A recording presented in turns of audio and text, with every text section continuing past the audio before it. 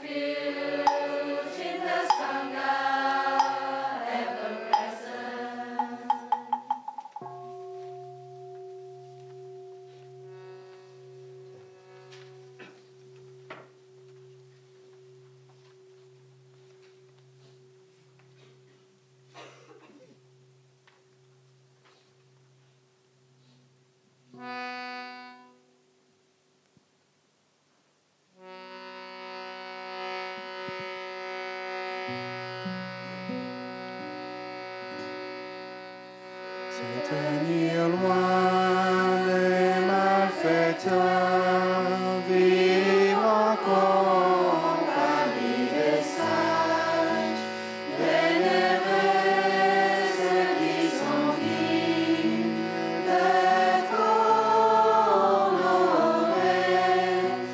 Ceci est le plus grand des bonheurs. Ceci est le plus grand des bonheurs.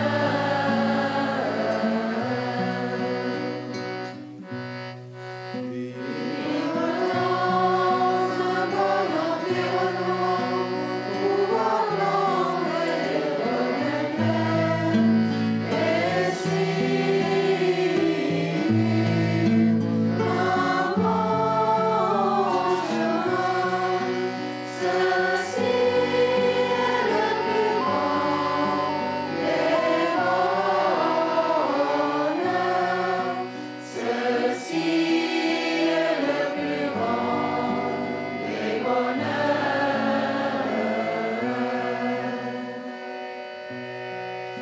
Avoir une éducation et un bon métier, cultiver la pleine conscience et utiliser la parole aimante. Ceci est le plus grand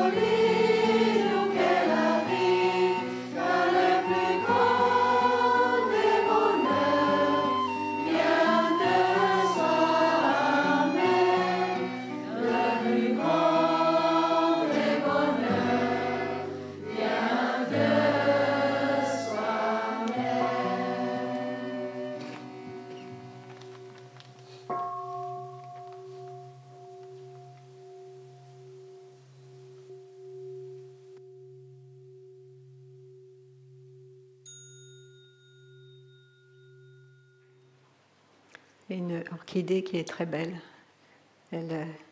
Ses feuilles viennent vers moi. Elle me dit bonjour.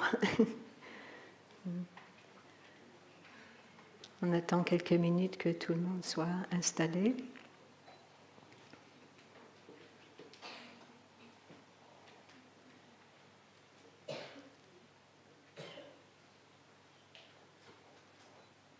Et notre sœur qui est à la cloche, elle va inviter 3 sons de cloche.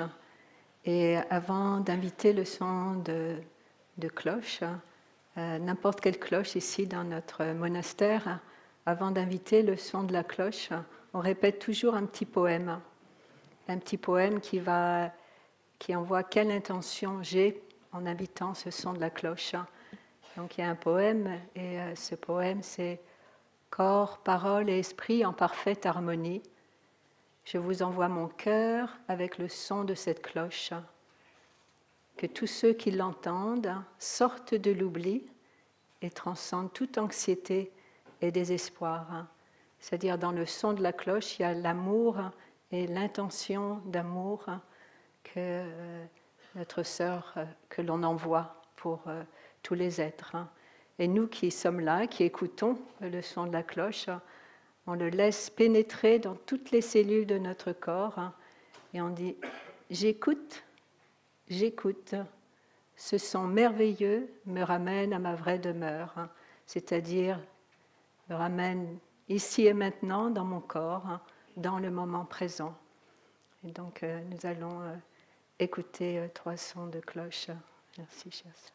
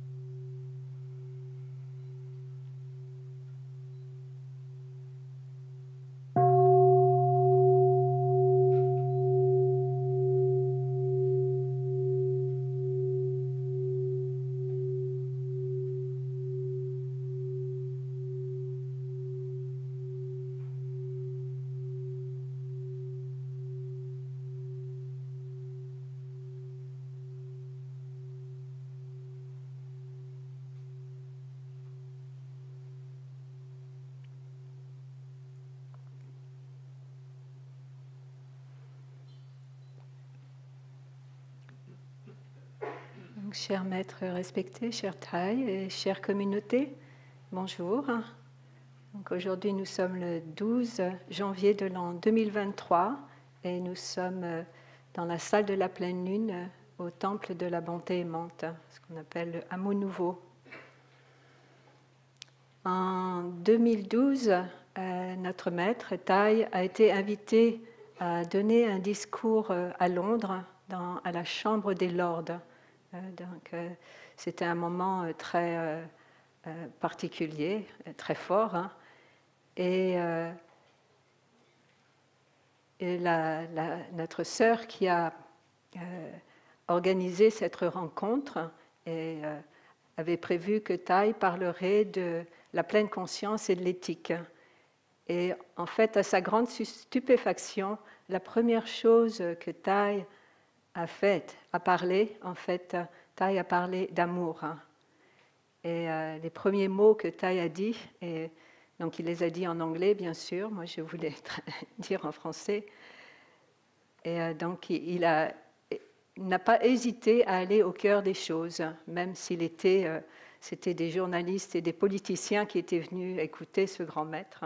Il a dit « Nous savons tous que l'amour est quelque chose de merveilleux. Quand l'amour naît dans notre cœur, aussitôt nous souffrons moins et nous commençons à guérir. Et donc, c'est comment apprendre à aimer, l'art de l'amour véritable. Et aujourd'hui, c'est ce que nous allons parler d'amour.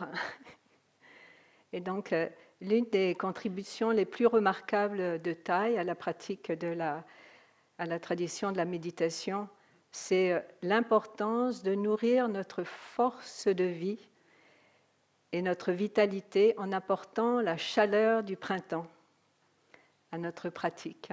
Donc, comment on apporte la chaleur du printemps à notre pratique.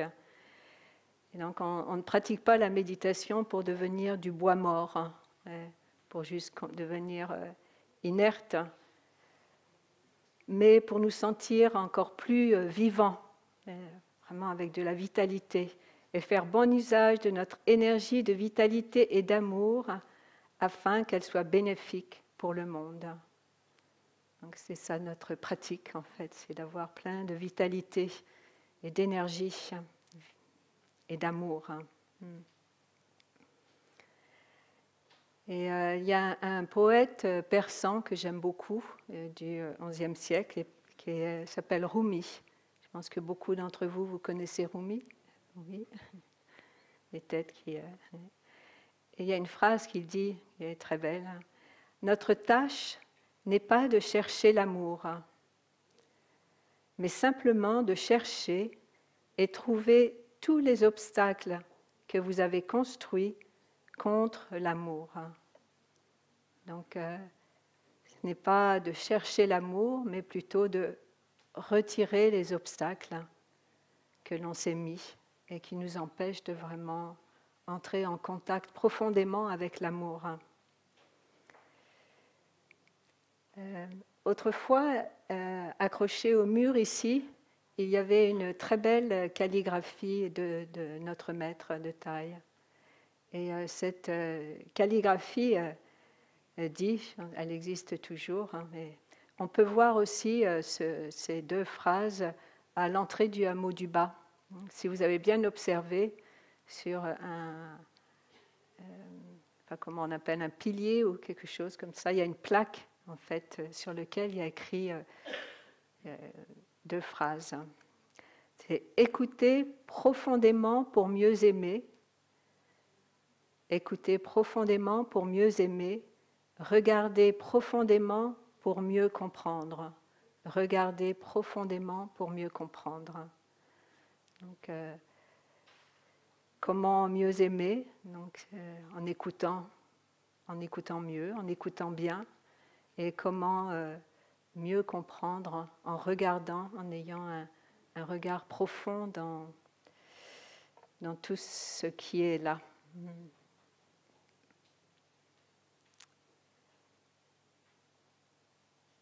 Alors, qu'est-ce que l'écoute profonde et le regard profond vont nous aider? Ils vont nous aider à développer une qualité de présence et aussi notre communication. Comment est-ce que je parle avec les autres? Comment je suis avec les autres personnes autour de moi?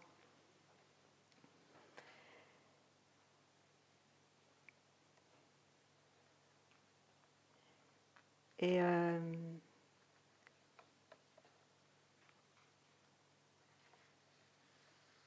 comment j'aime beaucoup, comment j'aime mieux, comment j'aime.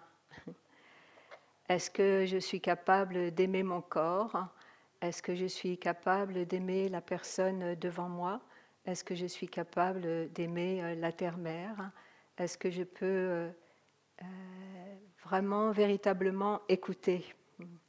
Est-ce que je vois vraiment ce qui est là devant moi? Or, pour pouvoir le faire, il faut que je sois vraiment là.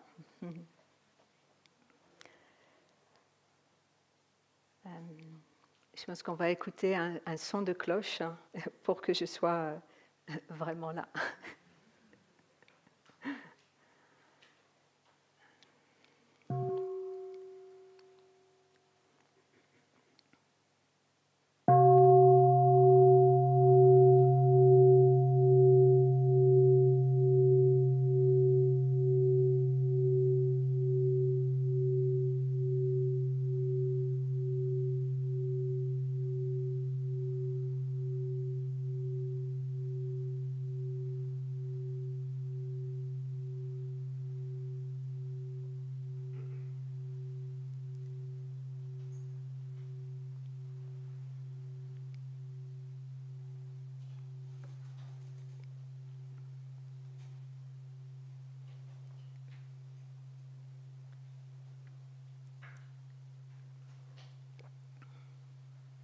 Donc, puis-je écouter mon corps?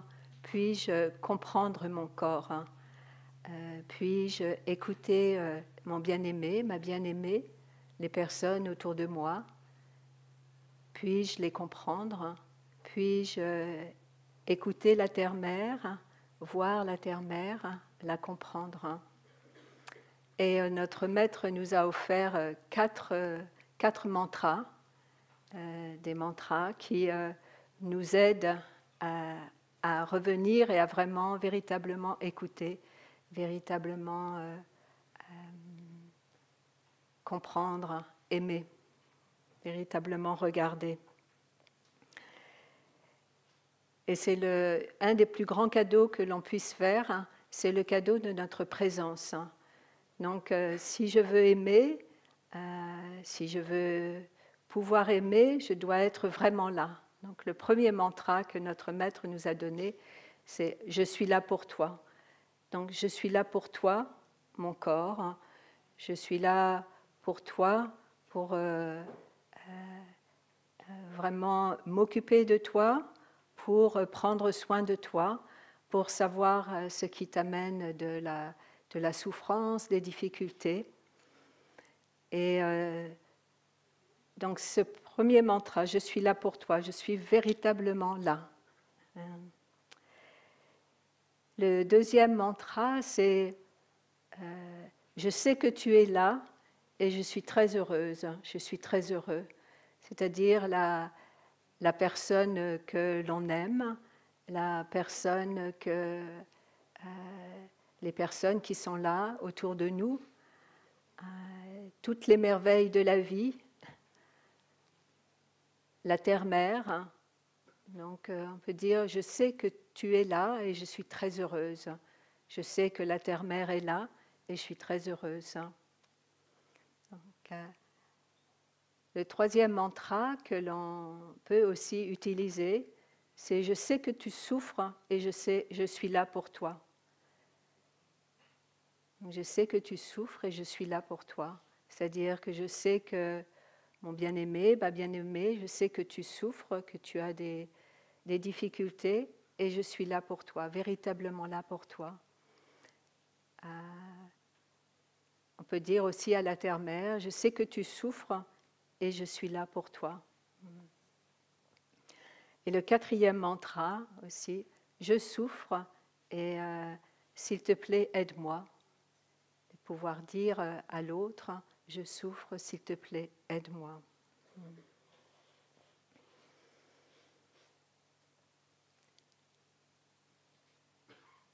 Et il y a aussi un poète que j'aime beaucoup, que je cite souvent dans mes enseignements. Et c'est une phrase où il parle de l'amour. L'amour est le miracle d'être un jour entendu jusque dans nos silences. Je répète la phrase. L'amour est le miracle d'être un jour entendu jusque dans nos silences et d'entendre en retour avec la même délicatesse. La vie à l'état pur, aussi fine que l'air qui soutient les ailes des libellules et se réjouit de leur danse. Donc je vais redire la phrase. L'amour est le miracle d'être un jour entendu jusque dans nos silences et d'entendre en retour avec la même délicatesse. La vie à l'état pur, aussi fine que l'air qui soutient les ailes des libellules et se réjouit de leur danse. Christian Bobin était, parce qu'il est décédé tout récemment, était une personne amoureuse de la vie et amoureux de la terre-mère.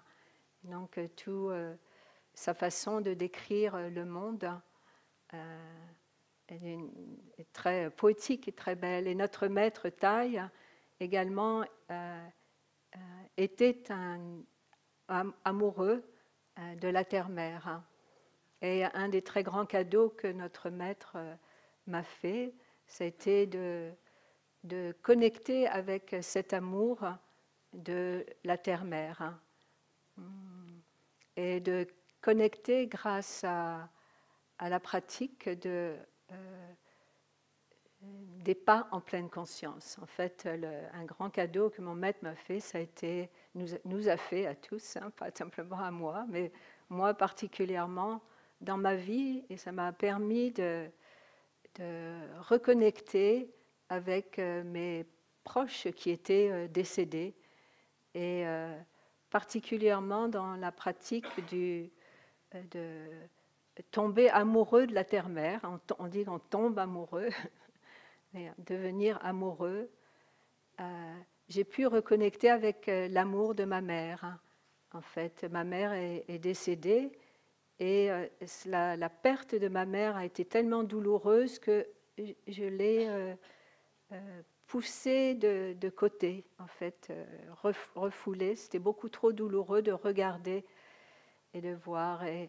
Et grâce à la marche méditative et en sentant l'amour de la terre-mère, en étant en contact avec le vent dans les branches, le soleil, la chaleur, la beauté de la terre-mère.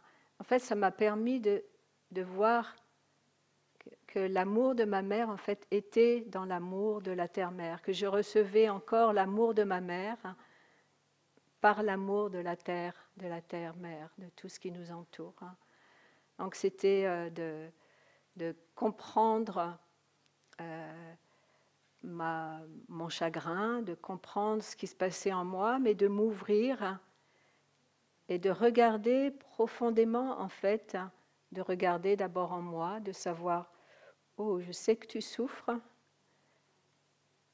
mais je suis là pour toi, moi-même, ma souffrance, et de comprendre, en fait, que l'amour de ma mère, en fait, était toujours là, il n'avait jamais disparu, comme l'amour de tous nos ancêtres est toujours là. Donc c'est comprendre notre corps, comprendre notre esprit, comprendre nos émotions. Et pour pouvoir, bien sûr, pour pouvoir comprendre notre corps, comprendre notre esprit, ce qui se passe dans notre esprit, comprendre nos émotions, il faut être là. Il faut être là, véritablement là. Mais la plupart du temps, nous sommes perdus dans nos pensées, nous sommes perdus dans le passé ou le futur, hein, mais on n'est pas vraiment dans l'ici et le maintenant, où on est perdu dans l'émotion qui est en train de nous traverser aussi. Donc c'est un entraînement. Par exemple, comment est notre corps ce matin? Là, vous êtes ici, est-ce que peut-être vous n'avez pas bien dormi? Moi, par exemple, je n'ai pas bien dormi cette nuit. C'est un fait, donc je sens que mon corps est fatigué. Donc peut-être certains d'entre vous, ok, mon corps est fatigué, et c'est ok, je remarque, mais bon, je sais que tu es là, mon corps, je sais que tu es fatigué, et c'est prendre soin. Bon, je sais que je me reposerai un peu plus tard, ça va.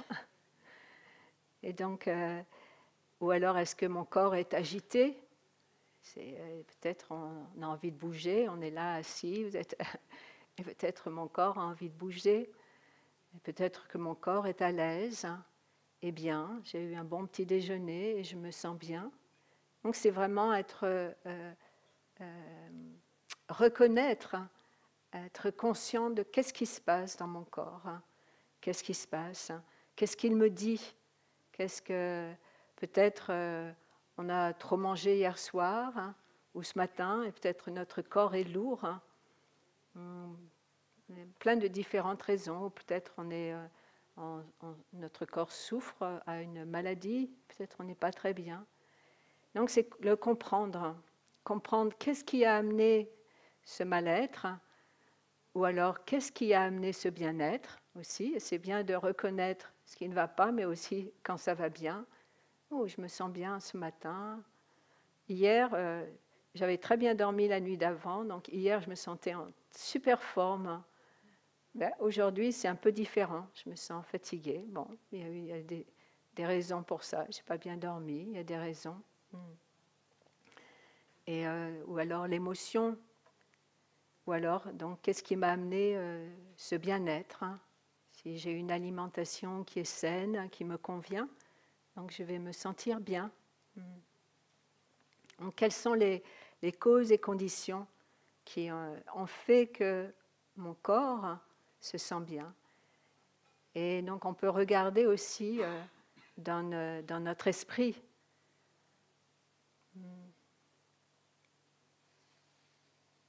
Est-ce que mon esprit est agité, turbulent, et peut-être il part dans tous les sens, hein? Et comment je peux faire pour amener du calme et une paix dans mon esprit? Donc, comme je vous disais, moi, ce qui m'a beaucoup aidé sont la marche méditative. Bien sûr, aussi l'assise, la méditation assise, le silence, aussi d'amener la pleine conscience dans tous les gestes du quotidien, de mon quotidien.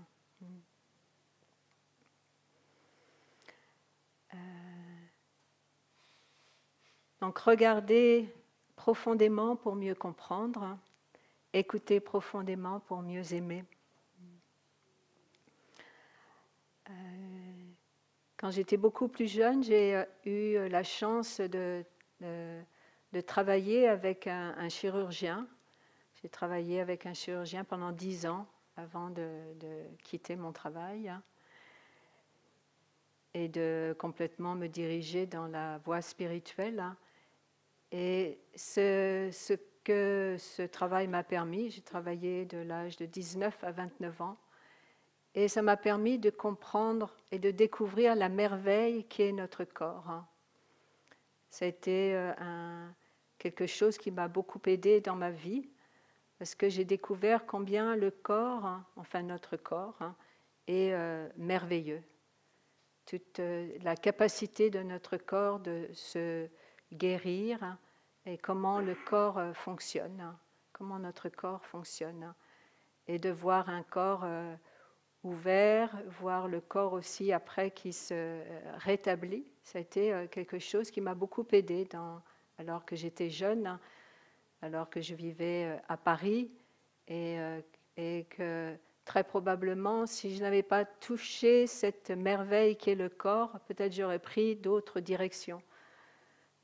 Car en découvrant la merveille de mon corps, j'ai réalisé aussi, en travaillant avec ce chirurgien qui pratiquait la chirurgie vasculaire, donc découvert que certaines maladies viennent du fait de notre façon de vivre. Peut-être si l'alimentation, si fumer, de boire trop d'alcool, des choses comme cela, ça peut amener des maladies au corps. Et donc, moi, ça m'a aidé à prendre la décision de devenir végétarienne, de ne pas, d'arrêter de boire, de ne pas fumer, peut-être de fumer, mais après, ça ne m'intéressait pas. Je n'avais pas envie de rendre mon corps malade, que je me trouvais beaucoup mieux sans amener des toxines dans mon corps. Donc, je voyais que certaines conditions pouvaient rendre très malade. Et donc, je n'ai pas souhaité suivre cette direction.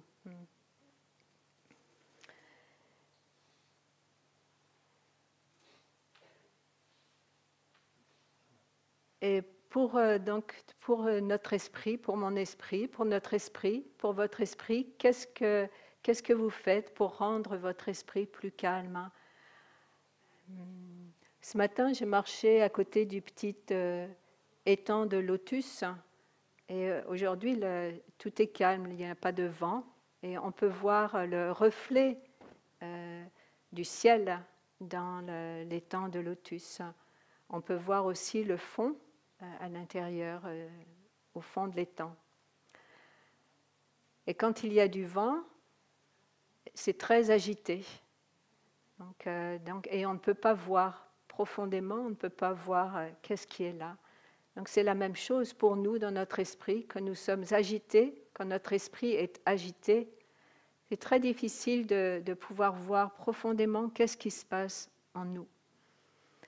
Donc la chose à faire, c'est de pouvoir s'apaiser, calmer. Donc le calme, c'est la fondation de la compréhension et de la vision profonde. Pour pouvoir comprendre, nous avons besoin que notre esprit s'apaise, se calme. Donc on dit le calme et la force. On va écouter un son de cloche.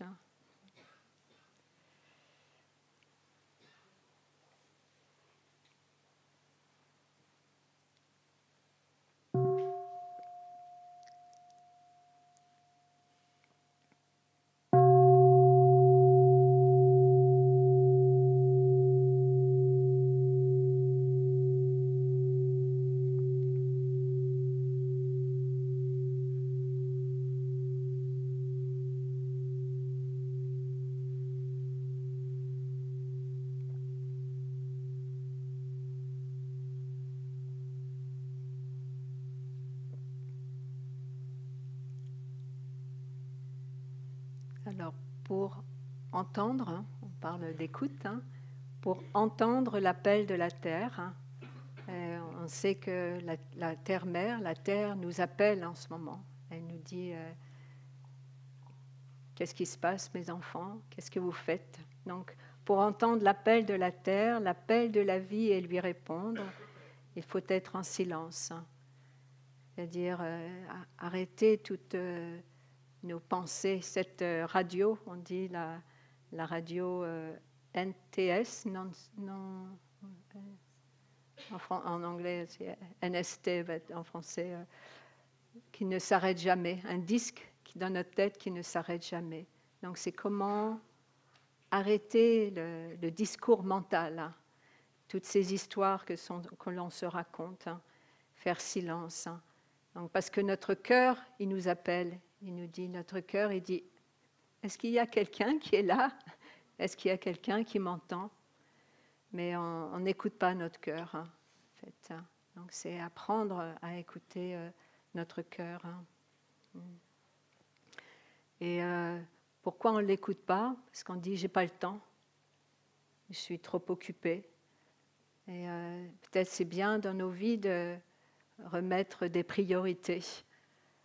Moi, je vieillis et je vois bien que les priorités, en fait, c'est l'autre, la personne qui est là en face de moi. Vraiment, chaque moment est précieux, chaque moment est unique. On ne sait pas si l'autre qui est là devant moi sera là encore dans quelques heures. Et moi-même, on ne sait pas si on sera là aussi dans quelques heures. Il y a la réalité de l'impermanence. Donc chaque chose est un cadeau tellement précieux.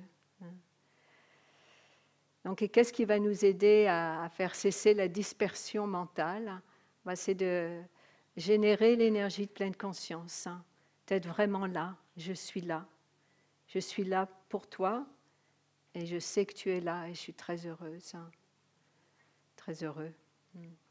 Donc c'est revenir à notre respiration, revenir à nos sensations. Il y a une phrase de Thay que j'aime beaucoup aussi, et vous êtes un oiseau libre, voler. Vous êtes un oiseau libre. Ouvrez-vous aux différentes expériences de la vie. Donc, trouvez la liberté. Vous êtes un oiseau libre qui explore. J'ai oublié le mot. Vous êtes un oiseau libre qui explore. Ouvrez-vous aux différentes expériences de la vie. Donc, notre vie, c'est une exploration, un voyage. Alors, une question qu'on peut se poser, comment pouvons-nous changer nos modes de vie afin qu'il y ait sur Terre plus de pleine conscience, de paix et d'amour? Donc, comment pouvons-nous changer nos modes de vie afin qu'il y ait sur Terre plus de pleine conscience, de paix et d'amour. Et donc, nous pouvons tous le faire dès aujourd'hui. C'est juste amener à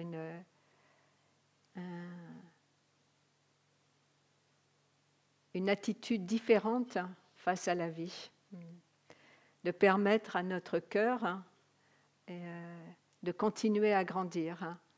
Thay, dans ses enseignements, quelquefois, il nous disait quelle taille a votre cœur? Peut-être notre cœur, il a la taille d'une petite cacahuète. Et peut-être c'est apprendre à ouvrir notre cœur plus grand, l'élargir, donc de s'ouvrir, de pouvoir regarder l'autre, regarder profondément dans nos actions, dans ce qu'on est en train de faire à la terre-mère, par exemple, de regarder qu'est-ce que je suis en train de faire à mon corps, qu'est-ce que je suis en train de faire à mon esprit. Dimanche dernier, notre sœur a partagé sur les 4 sortes d'aliments, particulièrement par nos sens. Qu'est-ce que je consomme par mes sens? Qu'est-ce que je regarde? Qu'est-ce que j'entends? Qu'est-ce que j'écoute? Qu'est-ce que je touche? Quel est mon environnement? Donc c'est d'explorer, de comprendre en fait les causes et conditions qui nous amènent de la souffrance ou qui amènent de la souffrance aux autres, ou qui nous amènent de l'insatisfaction. Peut-être que je ne suis pas satisfait dans ma vie. C'est une des premières vérités nobles, c'est l'existence de la souffrance. Je ne suis pas satisfait avec ce que je fais. Alors peut-être c'est s'arrêter, avoir un peu un silence, amener un silence intérieur, aller marcher ou s'asseoir dehors et regarder profondément qu'est-ce que je suis en train de faire avec ma vie. Est-ce que c'est vraiment ce que je souhaite vivre? Et peut-être amener une transformation. Et c'est assez simple, il suffit simplement dans nos gestes de la vie quotidienne d'amener la pleine conscience.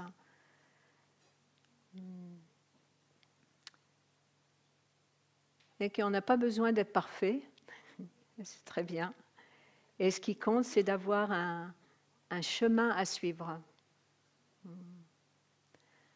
Un chemin d'amour, un chemin de la compréhension et de l'amour véritable.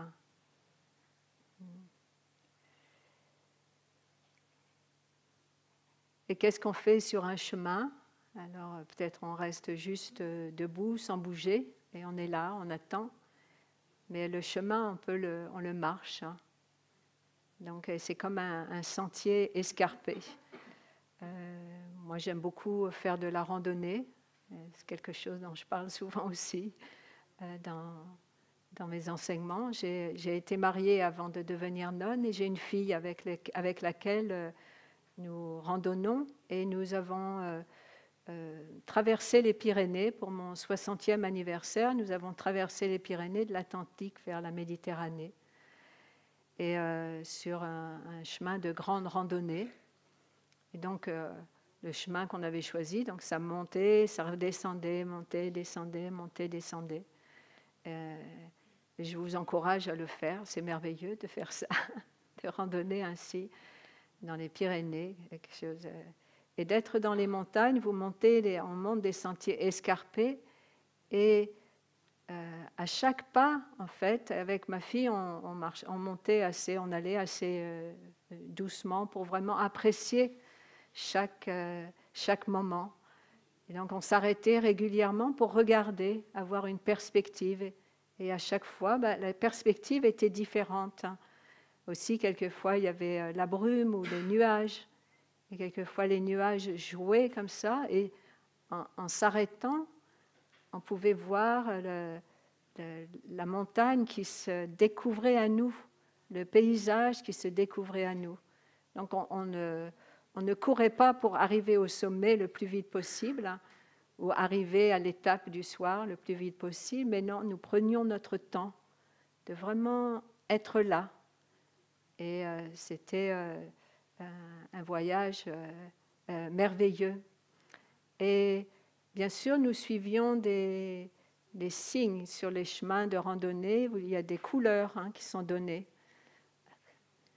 Et donc, pour nous, dans notre vie, qu'est-ce qui nous guide? Qu'est-ce qui peut être, qui va être notre guide? Pour nous, c'était notre guide. On avait une carte, mais surtout, on suivait ces marques sur ce sentier. Et bien sûr, un des très grands cadeaux qui nous a été offert par le Bouddha et offert par notre maître, et notre sœur en a parlé aussi la semaine dernière, et je pense durant votre semaine ici, vous avez dû en entendre,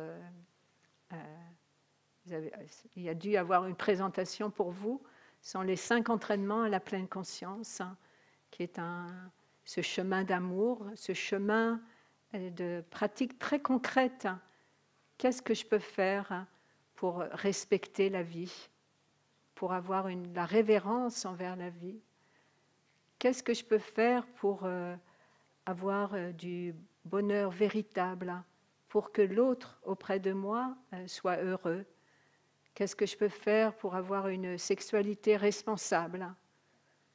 Quelles sont les pratiques qui vont m'aider à avoir une parole plus douce, bienveillante, qui va me donner la capacité d'écouter pour mieux aimer?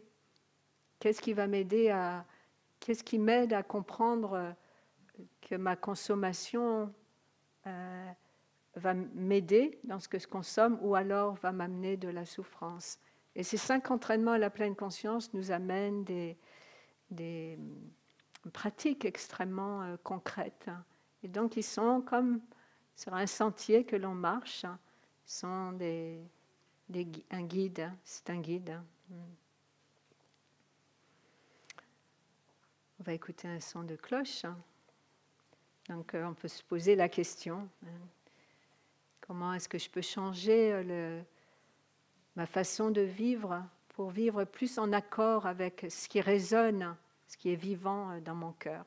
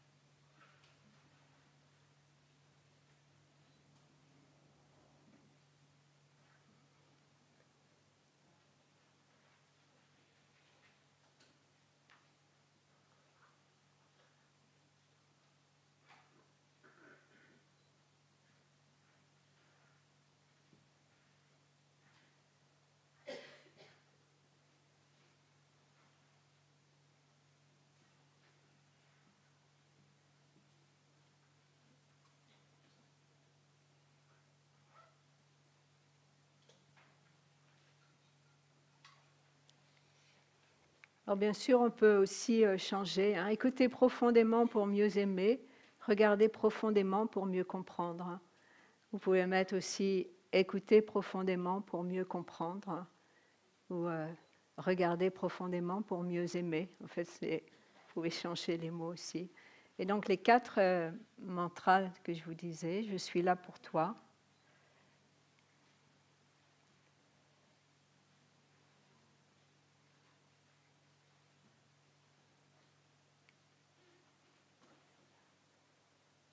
et je sais que tu es là.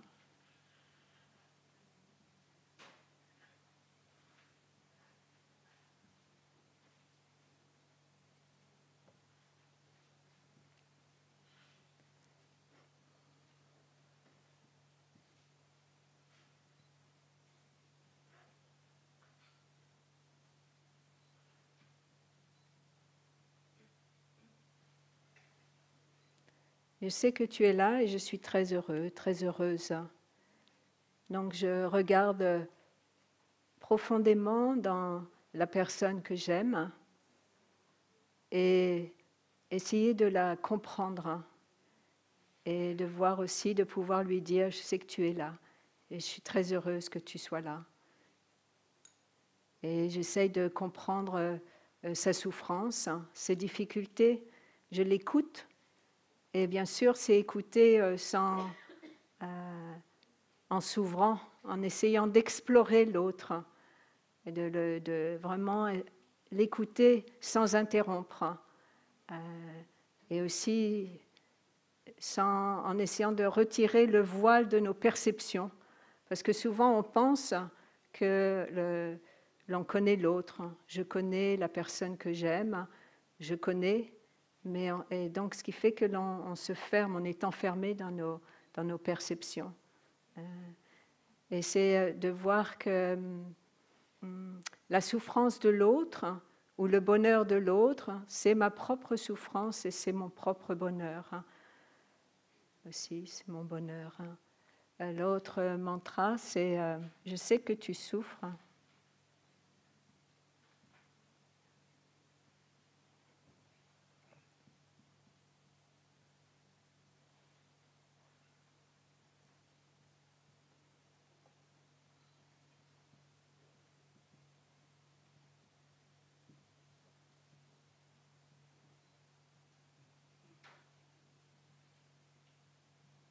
Je sais que tu souffres et je suis là pour toi.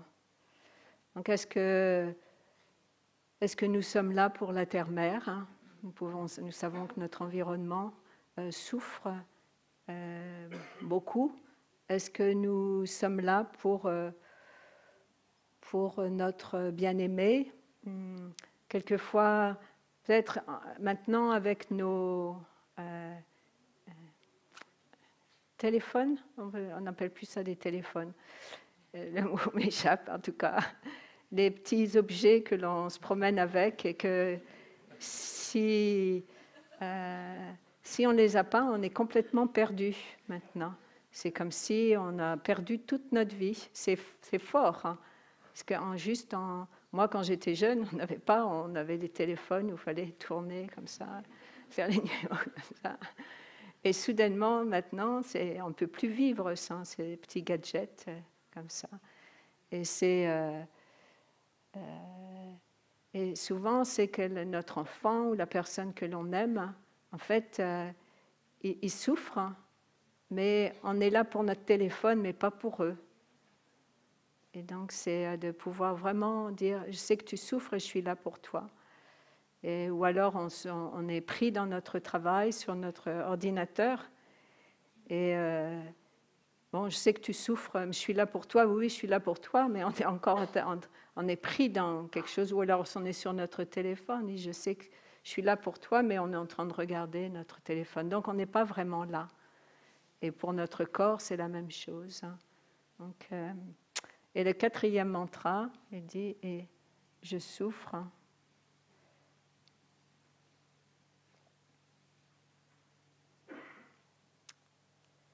S'il te plaît, aide-moi.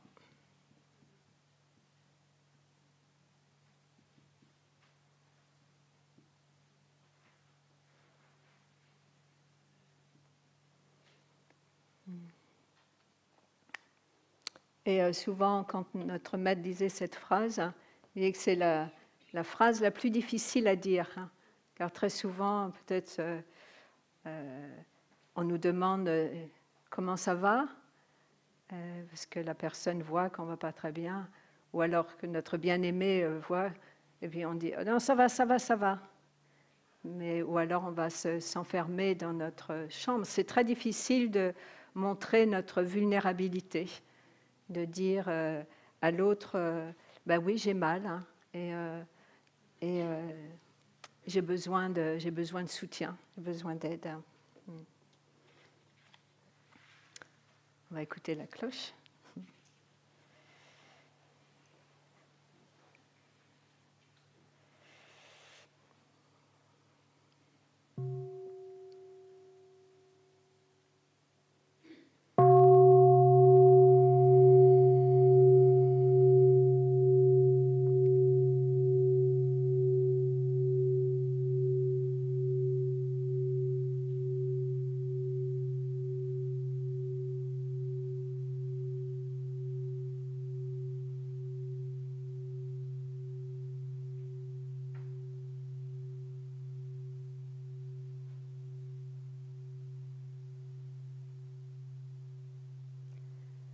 Donc, comment être vraiment là? Donc, c'est comme je disais, moi, la pratique de la marche en pleine conscience, c'est quelque chose qui m'a beaucoup aidé à connecter avec moi-même, à connecter avec mes ancêtres et à connecter avec la terre-mère, l'amour de la terre-mère. Donc, c'est faire des pas en étant vraiment là, arriver.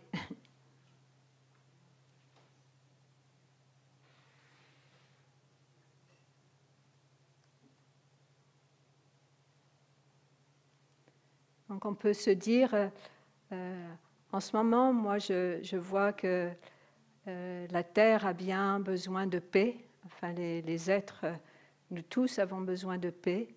Et donc en marchant, vraiment paix, paix, paix. Donc pour vraiment imprimer la paix dans la terre et aussi moi-même avoir mon corps, mon esprit, amener la paix aussi dans mon esprit. Donc c'est vraiment la marche en pleine conscience.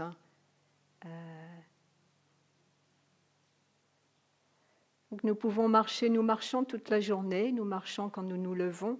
Nous avons la chance, beaucoup d'entre nous ici, présents, nous avons nos deux jambes. Moi, je vois ma fille, elle a son compagnon n'a qu'une seule jambe. Il a perdu une jambe quand il avait 24 ans. Il a eu un accident. Donc, il n'a qu'une seule jambe.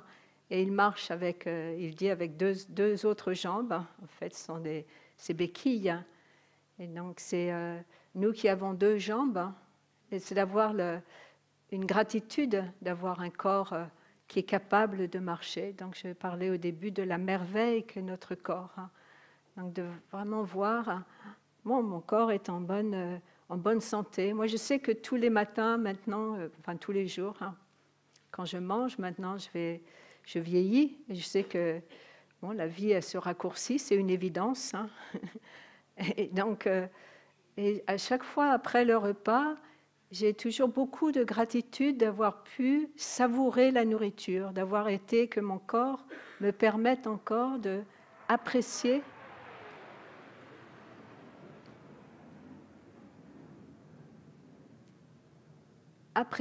la nourriture. Donc, après chaque repas, je remercie mon corps. Bien sûr, je remercie toutes les causes et conditions qui ont fait que j'ai à manger. Remercier mes sœurs qui ont cuisiné, qui ont fait les achats et tout ce qui a permis d'avoir de la nourriture, de m'avoir permis d'avoir de la nourriture et aussi de remercier mon corps, de remercier les conditions qui font que je peux apprécier encore la nourriture. Et je voulais mettre, c'est ça, je voulais écrire aussi sur le tableau la phrase de Thaï, le papier que j'aime.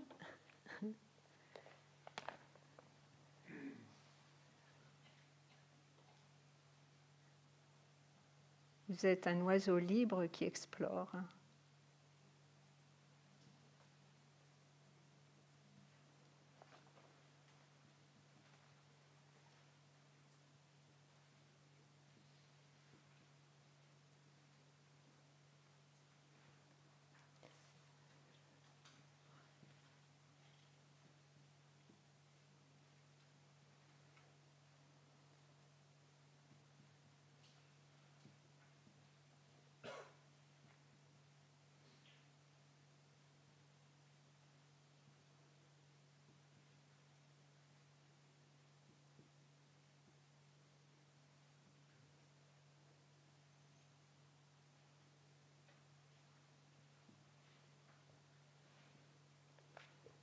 Vous êtes un oiseau libre qui explore. Ouvrez-vous aux différentes expériences de la vie. Donc, c'est être capable de s'ouvrir aux différentes expériences de la vie, c'est accepter de sortir de nos zones de confort.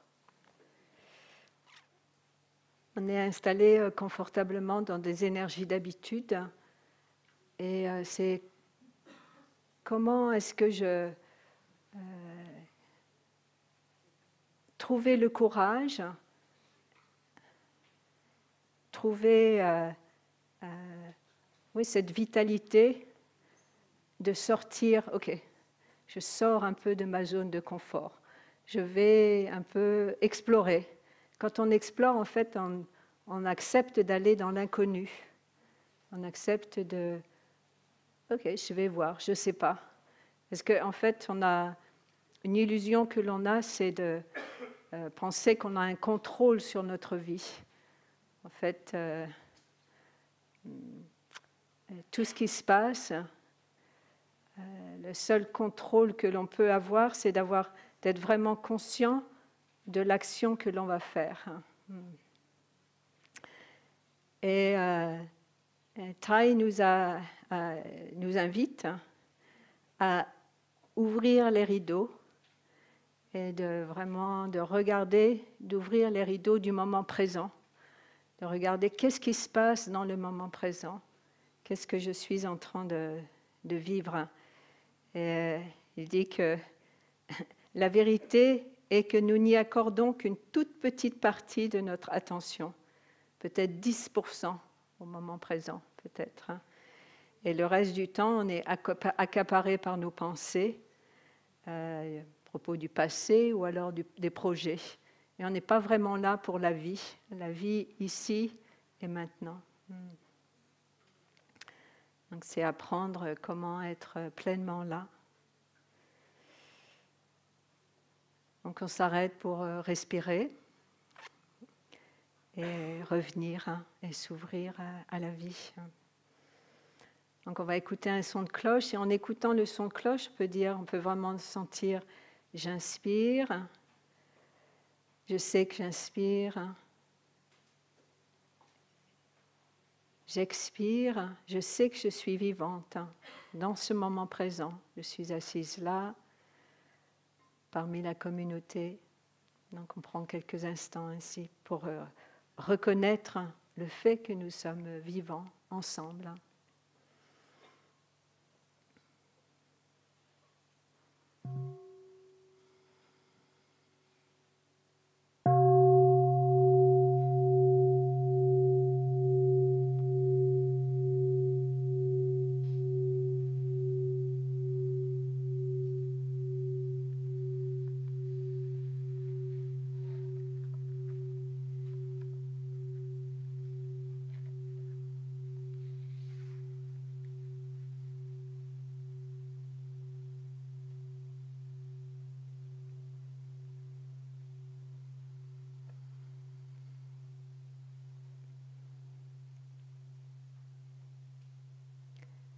Alors une autre question que l'on peut se poser aussi, c'est pourquoi avons-nous besoin d'être occupés en permanence ?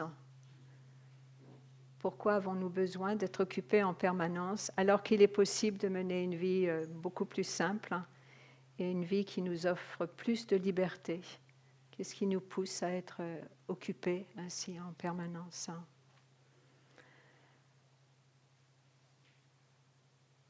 Donc nous pouvons prendre des moments où nous ne faisons rien.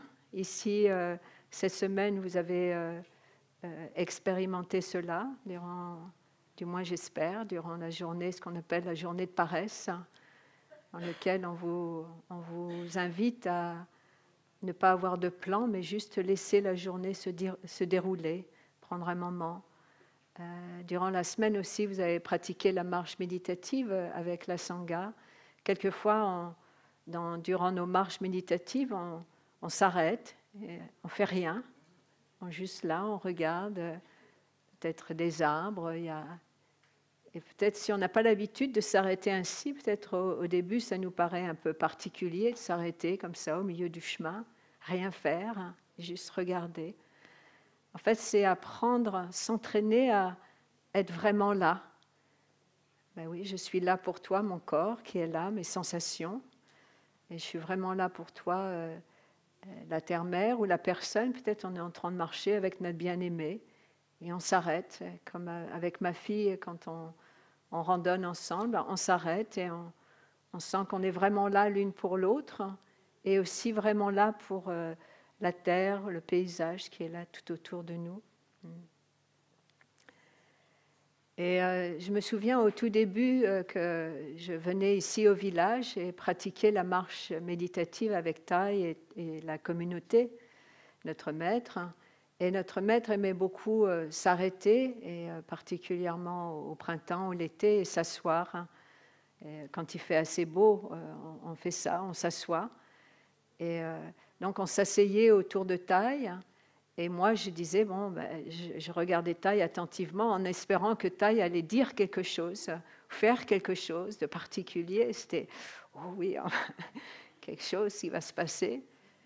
Et en fait, non, il n'y avait rien. Enfin, l'impression qu'il n'y avait rien qui se passait, en fait.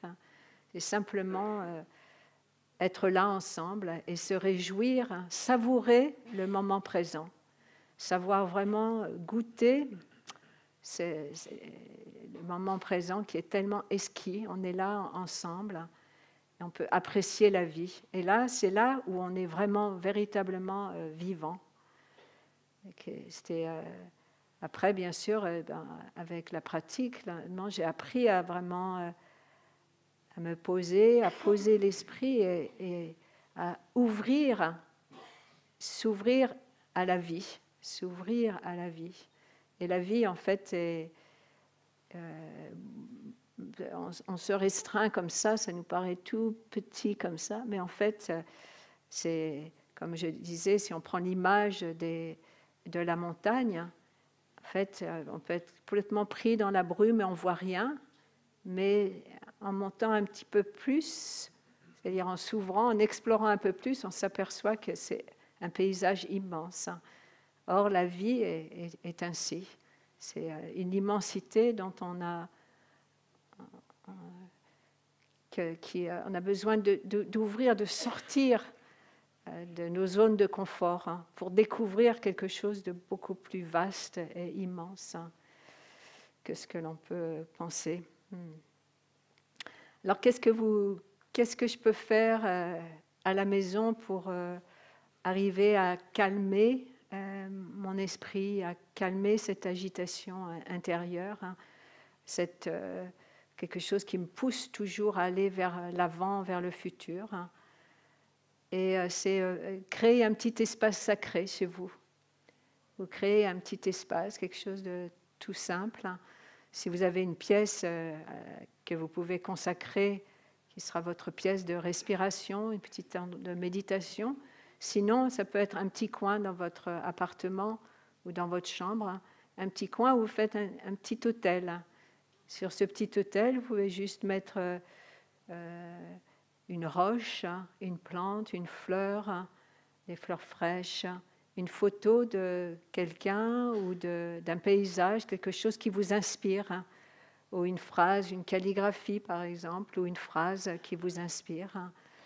Et vous pouvez mettre ce que vous voulez en fait sur ce petit autel, mais mettre des choses qui, quand vous le regardez, ça transforme l'esprit. En fait, on se sent mieux, ça change notre esprit, notre regard. Ça nous aide à toucher d'autres parties de notre être.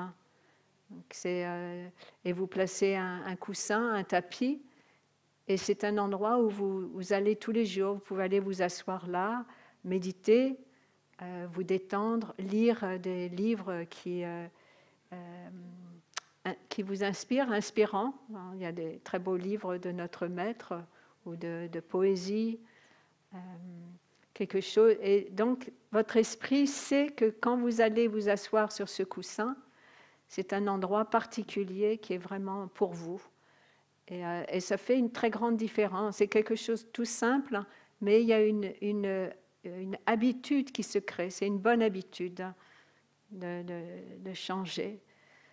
Ou alors ça peut être un endroit dans votre jardin, mais un endroit où vous allez régulièrement. Et votre esprit, votre corps sait que lorsque vous allez là, c'est un moment pour vous-même. Donc je vous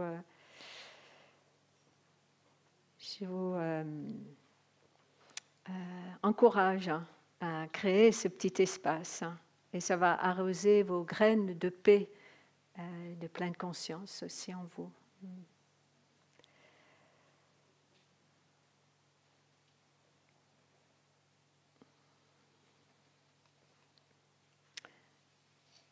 Et une autre question pour vous. Pouvons-nous reconnaître les petites actions dans notre vie quotidienne qui contribuent d'une façon ou d'une autre à la guerre? En ce moment, il y a beaucoup de guerres sur Terre, mais est-ce qu'on peut reconnaître aussi, moi, dans mes propres actions de ma vie quotidienne, on peut se poser la question, qu'est-ce qui contribue à la guerre? Et qu'est-ce que je peux faire? Qu'est-ce que je devrais faire pour changer pour contribuer à établir une culture respectant toutes les formes de vie? Donc c'est cultiver activement un esprit de non-violence, non-violence en nous-mêmes et autour de nous, dans notre vie quotidienne.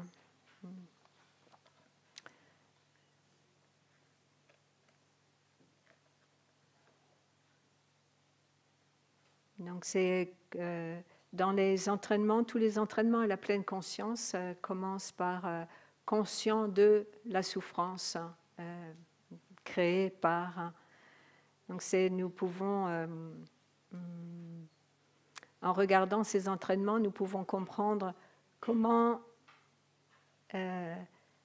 puis-je avoir une action non violente dans mon quotidien.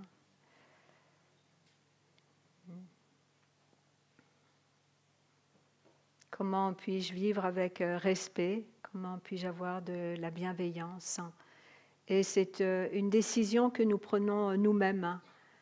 Personne ne vous contraint à vivre de cette façon.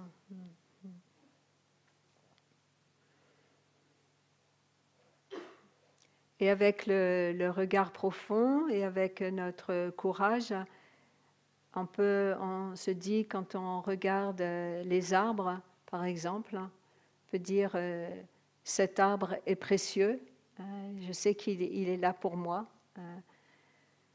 Sans les arbres, nous ne pourrions pas vivre. Okay. La vie est précieuse. Et cette personne en face de moi, elle est précieuse aussi. Et elle est, tout comme moi, une enfant de la terre. Donc, c'est apprendre à respecter chaque personne.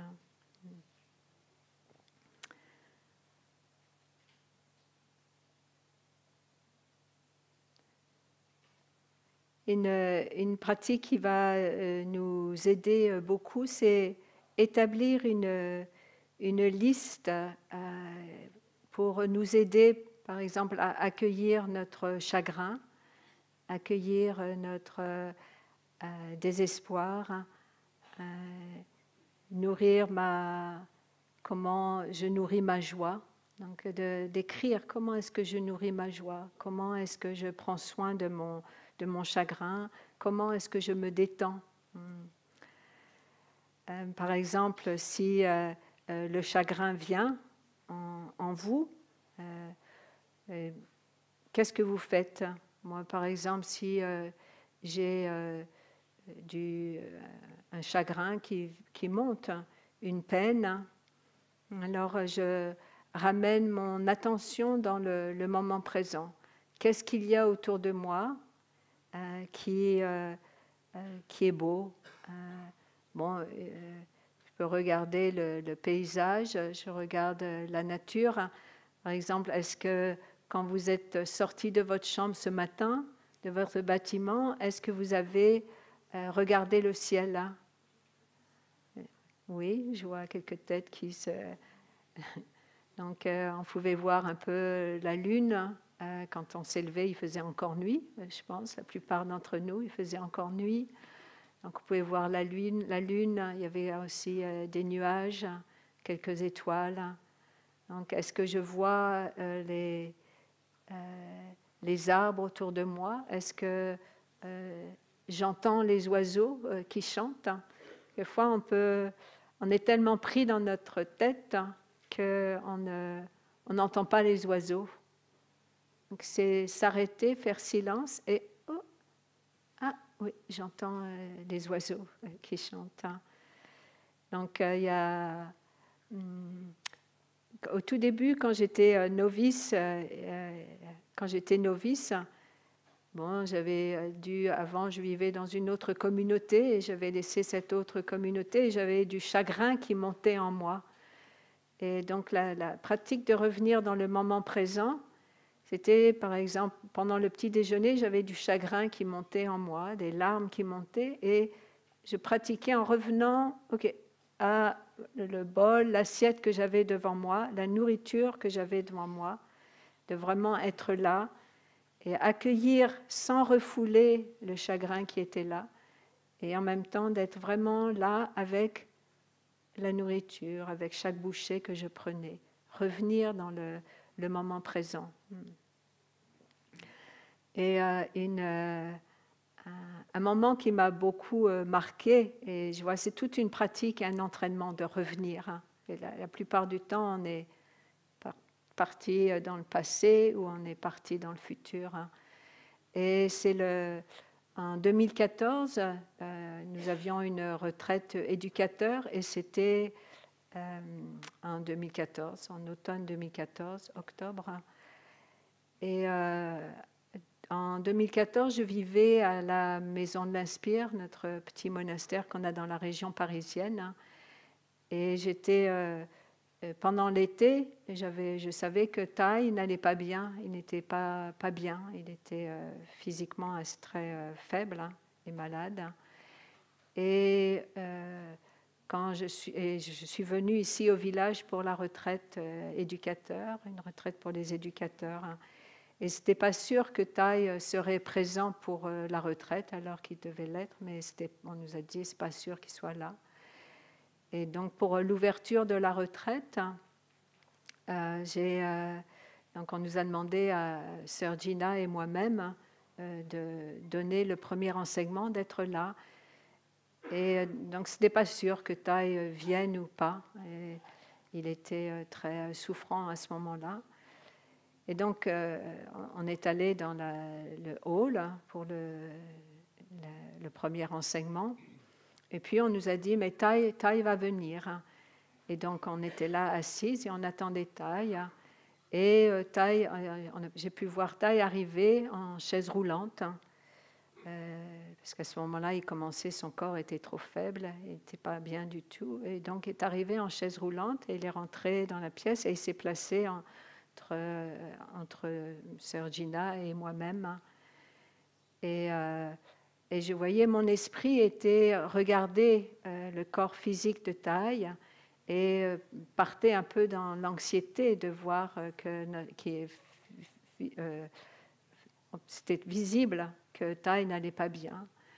Et Tai s'est tourné vers moi et m'a demandé êtes-vous confortable, Sœur Daonim? Et ça a été comme une cloche de pleine conscience de faire êtes-vous confortable, Sœur Daonim, de me ramener au moment présent. En fait, et bien sûr, Tai n'était même dans sa voix, sa voix était transformée.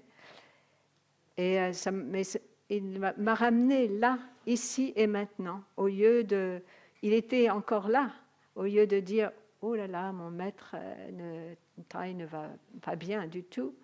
Et effectivement, il a donc offert une trentaine de minutes d'enseignement. Et c'était en fait la dernière fois où il a donné un discours devant le public, donné un enseignement. C'était la dernière fois, c'était en français. Il a parlé en français. Donc c'était un moment très précieux. Mais il m'a ramené, il m'a aidé à vraiment revenir et à devenir encore plus consciente que souvent on n'est pas là, hein, comme c'est à peu près, comme je disais, à peu près 10% peut-être qu'on est là dans le moment présent. La plupart de notre être n'est pas dans le moment présent, et c'est comment revenir, hein, comment revenir dans l'action du quotidien. Par exemple, quand on mange, souvent on prépare déjà la prochaine bouchée. Donc nous, on s'entraîne à prendre une cuillère, la mettre dans la bouche et ensuite reposer la cuillère ou la fourchette. Et souvent, parce que souvent on prépare, on est déjà parti. Ou alors, si on lit, c'est juste des choses très simples, hein, mais on lit, mais souvent on a déjà la page qui est prête à tourner. Je ne sais pas si vous faites ça, mais moi je remarque souvent ma tendance à déjà avoir. Ça veut dire que je suis déjà dans la prochaine page. Hein. Donc c'est... comment revenir. Donc, si vous êtes agité ou anxieux, qu'est-ce que je peux faire, hein? Donc, de faire votre liste. Qu'est-ce que je fais lorsque je suis agité? Parce qu'on le sent dans le corps. Hein. On est agité, on peut bouger comme ça. Donc, qu'est-ce que je peux faire? Revenir à la respiration, revenir aux sensations du corps. Hein. C'est-à-dire comme faire un balayage corporel. De voir... mon front, et souvent, moi j'observe, peut-être des fois je fronce mon front, donc ça va amener un sourire, les épaules souvent aussi, elles sont tendues, ou les bras. Par exemple, dans la marche méditative, c'est observer, moi j'observe que quelquefois mes bras sont contractés, donc j'observe, je regarde, alors je détends. Donc ça c'est, donc peut-être qu'il y a une anxiété qui fait qu'on se contracte, où on ne se sent pas très bien. Peut-être aussi, il y a qu'est-ce que je fais quand je suis en colère. Hein. Donc, vous pouvez avoir une liste, qu'est-ce que je fais comme pratique lorsque je suis en colère ou je suis irritée. Personnellement, la marche m'aide beaucoup à aller.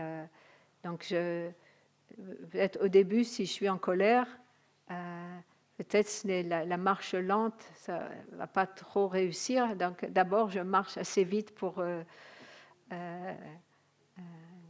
que l'énergie se calme, s'apaise, et ensuite les pas se ralentissent. Donc aussi, ça peut être aussi générer de la compassion si je suis en colère, hein, et de reconnaître la colère, reconnaître ses racines, les perceptions erronées. Et si vous vous sentez frustré, qu'est-ce que vous faites si vous vous sentez frustré? Alors peut-être, ça peut être de changer de chaîne. Au lieu de jouer la même chaîne, la même radio, peut-être d'écouter un disque différent, une radio différente. Penser à quelque chose de plus positif.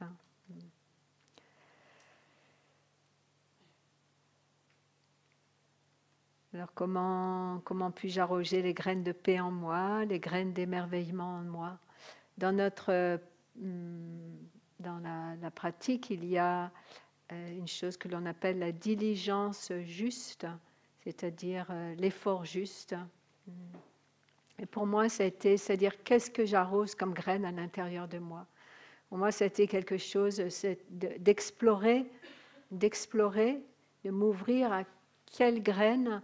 Qu'est-ce que j'arrose en moi? Est-ce que j'arrose des graines de paix ou j'arrose des graines de violence? Or, si je choisis de vivre une vie non violente, donc je vais choisir d'arroser des graines de paix en moi, les faire grandir. Quand elles sont là, je vais essayer de les faire grandir. Mais si je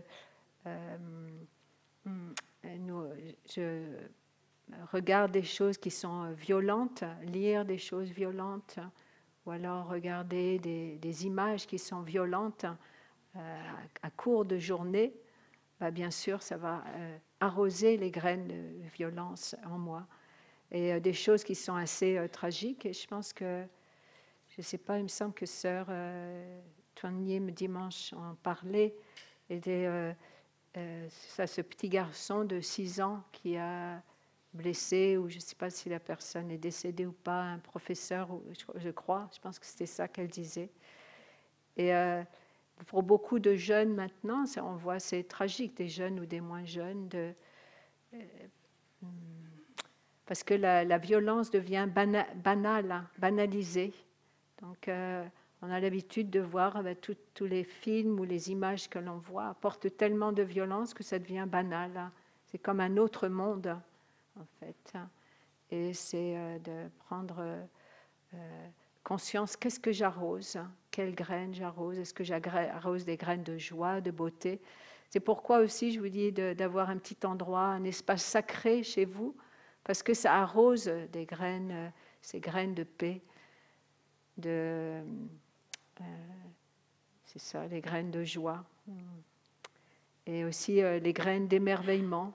En ce moment, il pleut et il y a aussi le soleil. On voit ces jours derniers, il y a eu la pluie, mais il y a eu le soleil. Et je ne sais pas si vous regardez de temps en temps comme ça, mais souvent les gouttes de pluie sur les brins d'herbe, c'est un émerveillement, c'est extraordinaire. Si on regarde les gouttes de pluie de près, ou alors on peut les grossir, plus grandes pour voir, mais juste simplement avec nos propres yeux, si on est là et si on regarde, on va être émerveillé par la beauté de la nature. Alors, qu'est-ce que oui, ça. Donc, c'est quatre efforts justes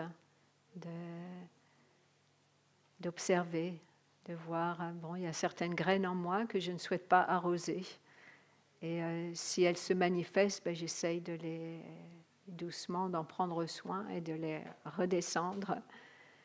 Et d'autres graines, alors que je vais faire grandir, arroser, en prendre soin. Et dans la tradition bouddhiste, les moines et les nonnes, nous formons le vœu dans notre interaction avec le monde. Ça fait partie de nos entraînements. Donc, on a ce vœu d'être aussi délicat et attentif qu'une abeille butinant une fleur. Donc, c'est le vœu que l'on fait. Donc, les abeilles se nourrissent du doux nectar de la fleur sans détruire son parfum ni sa beauté. Et nous sommes tous des enfants de la terre et nous pouvons en profiter et bénéficier de sa beauté en la respectant, tout comme une abeille respecte la fleur. Donc, si dans toutes pas simplement nous, les moines et les nonnes, d'être aussi délicats et attentifs qu'une abeille, mais si tous les humains pouvaient être attentifs et délicats, comme une abeille butinant une fleur. Donc, si nous pouvions être ainsi avec la terre, il y aurait un grand changement.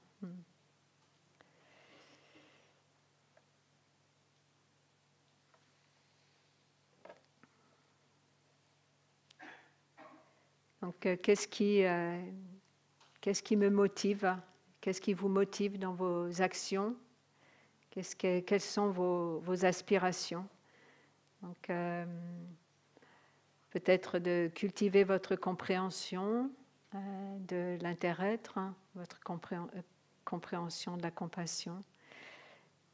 Et qu'est-ce que vous voulez faire aussi de votre vie? Okay. Personnellement, moi, mon aspiration, c'était que ma vie soit une offrande, d'offrir aux autres et de partager avec les autres ce qui me permet d'aimer plus, me permet d'ouvrir mon cœur plus.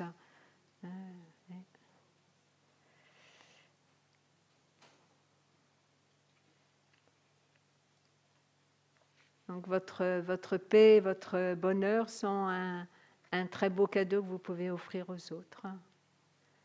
Donc cultivez la paix, cultivez votre bonheur. Alors, qu'est-ce que vous avez envie de vivre? Alors peut-être c'est l'amour, c'est d'aimer, c'est de partager, c'est d'être en connexion avec les uns avec les autres. Et je vais terminer en lisant un petit texte, juste un petit paragraphe de notre maître, de quelque chose qu'il a écrit dans un livre qui s'intitule « Et maintenant je vois ». Quand l'amour cesse de grandir, il commence à périr.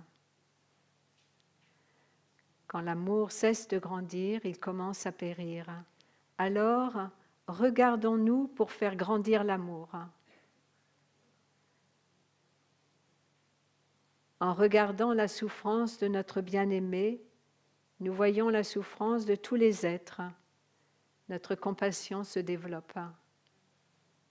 Donc, en regardant la souffrance de notre bien-aimé, nous voyons la souffrance de tous les êtres. Et alors notre compassion se développe. Elle devient aussi puissante que la foudre. Notre bonté aimante est aussi fraîche qu'une pluie qui imprègne le cœur de tous les êtres. Donc notre compassion devient aussi puissante que la foudre et notre bonté aimante aussi fraîche qu'une pluie qui imprègne le cœur de tous les êtres. Un nuage peut avoir l'air très doux, mais il est capable de produire les éclairs et la foudre. L'amour véritable n'est jamais faiblesse. L'amour véritable n'est jamais faiblesse. La grande compassion est le grand courage. La grande bonté aimante est aussi le grand courage. Donc avoir de savoir qu'en aimant véritablement, ce n'est pas être une faiblesse d'aimer, bien au contraire. Donc, ce qui importe le plus, c'est l'amour, aimer, partager, connecter. Donc, merci beaucoup, chers amis, pour votre écoute ce matin. Et je vais prendre juste quelques minutes de plus pour partager ce que nous allons faire aujourd'hui. Nous allons avoir la marche méditative et nous allons avoir ce qui s'appelle le lever du drapeau de tête. Car peut-être vous avez remarqué, mais dans chaque hameau, nous commençons à faire des préparations. Vous voyez, il y a des branches qui, en fait, dans quelques jours, des fleurs vont éclore, parce qu'on va célébrer le Nouvel An vietnamien très bientôt.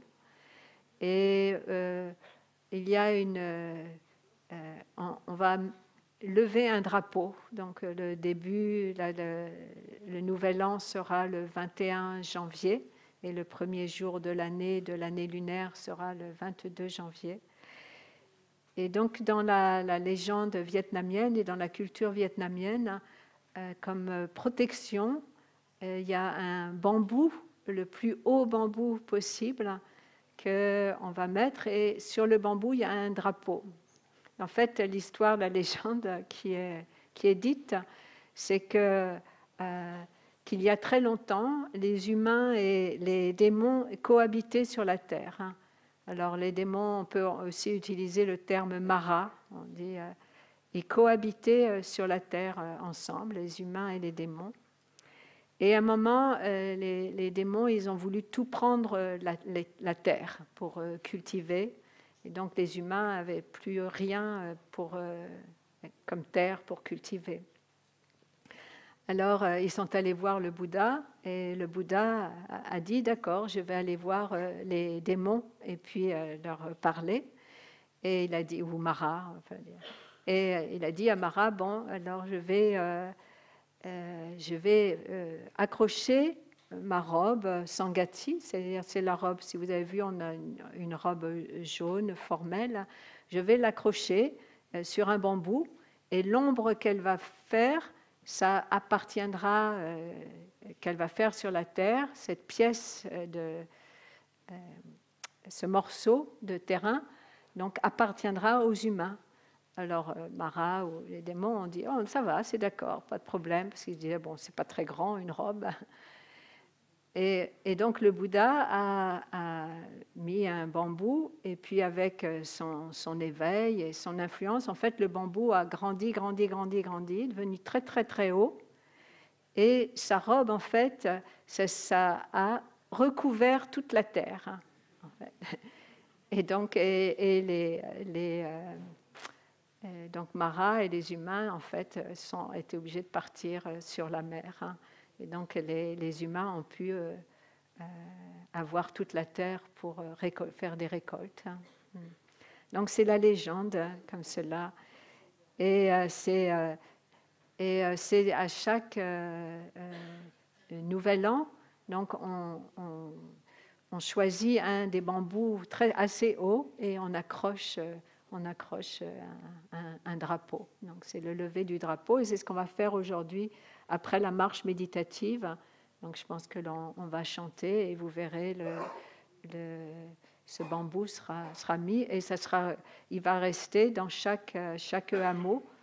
Et donc au Vietnam, chaque maison, en fait, normalement, ils mettent un bambou comme ça avec un drapeau et aussi avec d'autres décorations. Ça fait partie de la culture, c'est très, très bien. Et donc c'est devant les maisons. Et on le garde jusqu'à quelques jours après le Nouvel An, pendant toutes les célébrations. Donc, si certains d'entre vous êtes là pendant les célébrations, c'est très joyeux. C'est le moment de l'année où vous pouvez visiter les chambres des frères et des sœurs monastiques. Et c'est très chaleureux et avec d'autres activités. Cette année aussi, nous célébrerons aussi la date anniversaire de la mort de notre maître aussi, de sa transformation. Maintenant, il s'est manifesté différemment, il se manifeste différemment, mais donc le 22 janvier sera le jour aussi où nous allons commémorer aussi sa transformation. Et il y aura une cérémonie qui sera mise en ligne, au cas où si vous n'êtes pas là, mais vous pouvez, si vous voulez, nous joindre en ligne. Ce sera mis sur les sites Internet. Donc, merci beaucoup, chers amis, d'être là. Je sais que vous êtes là et je suis très heureuse. Et je vous souhaite une belle continuation avec votre pratique. Je pense que beaucoup d'entre vous partiront demain. Donc, n'oubliez pas aussi de connecter avec d'autres sanghas, d'autres amis de pratique autour de vous. C'est quelque chose qui est indispensable pour pouvoir continuer à marcher sur ce beau chemin. N'oubliez pas non plus de vous appuyer sur les 5 entraînements à la pleine conscience comme un guide, une direction pour marcher sur ce sentier escarpé. Et souvenez-vous que vous êtes un oiseau libre qui explore. Donc, votre vie est une exploration. Voilà. Et ouvrez-vous aux différentes expériences de la vie.